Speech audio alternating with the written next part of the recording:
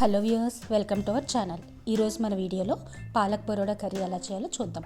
జనరల్గా పాలకూర అంటే పప్పు కానీ కర్రీ కానీ చేసుకుంటాం. ఈరోజు కొంచెం వెరైటీగా పాలక్ శనగపిండి కర్రీ ఎలా చేయాలో చూద్దాం. ఇది చాలా టేస్టీ అండ్ క్విక్గా కూడా అయిపోతుంది. ఇప్పుడు మనం ప్రాసెస్ చూద్దాం.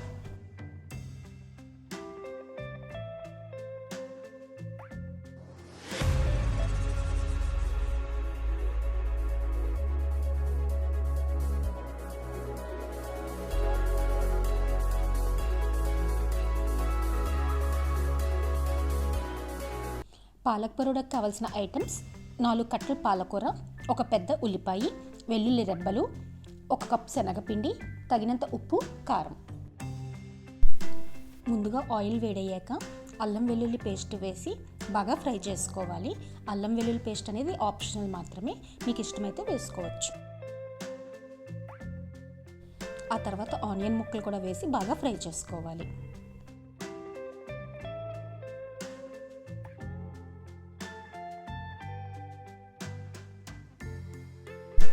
ఆనియన్స్ బాగా ఫ్రై అయ్యాక పాలకూర కూడా వేసి ఉడికించుకోవాలి.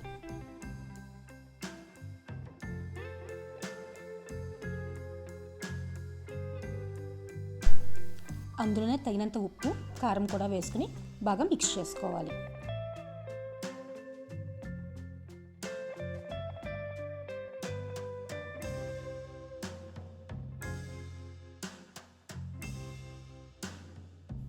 ఇలా పాలకూర అనేది బాగా ఉడికిపోయాక కొంచెం వాటర్ ఉండగా మనకి శనగపిండి కూడా వేసుకుని బాగా మిక్స్ చేసుకోవాలి.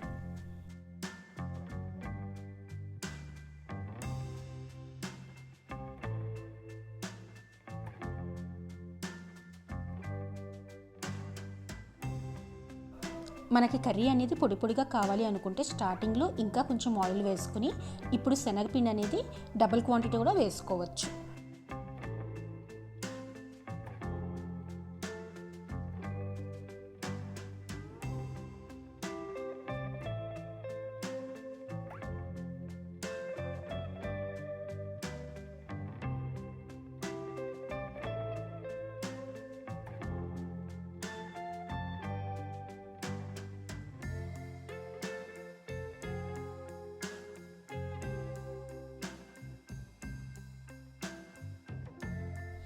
ఇలా బాగా మిక్స్ చేసుకున్నాక మూత పెట్టుకుని ఒక 5 మినిట్స్ కంపల్సరీ కుక్ చేసుకోవాలి, లేకపోతే పచ్చి వాసన వస్తుంది.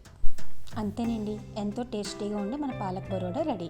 ఇది వేడివేడి రైస్లోకి చాలా బాగుంటుంది.